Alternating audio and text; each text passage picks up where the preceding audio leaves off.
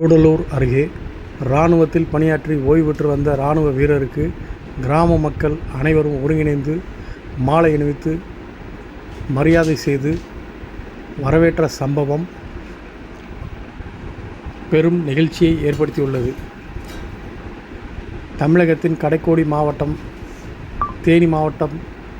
கூடலூர் அருகே கடைக்கோடி கிராமமான கருணாக்கமுத்தன்பட்டி கிராமத்தைச் சேர்ந்த மகேஸ்வரன்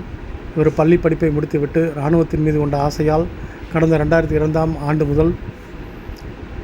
17 வயதில் இராணுவ தேர்வில் வெற்றி பெற்று இராணுவ பணியில் சேர்ந்த மகேஸ்வரன் 25 ஆண்டுகளாக இந்திய எல்லைப் பகுதியான ஜம்மு காஷ்மீர், ஸ்ரீநகர், சிக்கிம் மற்றும் ராஜஸ்தான் உள்ளிட்ட பல்வேறு இந்திய எல்லைப் பகுதியில் தொடர்ந்து இராணுவ பாதுகாப்பு பணியில் ஈடுபட்டுள்ளார். அதனைத் தொடர்ந்து 25 ஆண்டுகளாக இராணுவத்தில் பணியாற்றி ஓய்வு பெற்று தமிழகத்தின் கடைக்கோடி கிராமமாக கருதப்படும் தேனி மாவட்டத்தின்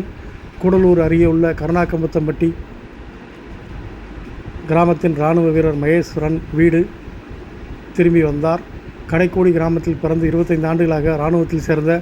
நாட்டிற்கு பணியாற்றிவிட்டு வீடு திரும்பிய இராணுவ வீரர் மகேஸ்வரன் பணியை பாராட்டும் விதமாக இராணுவத்தில் சேர்ந்து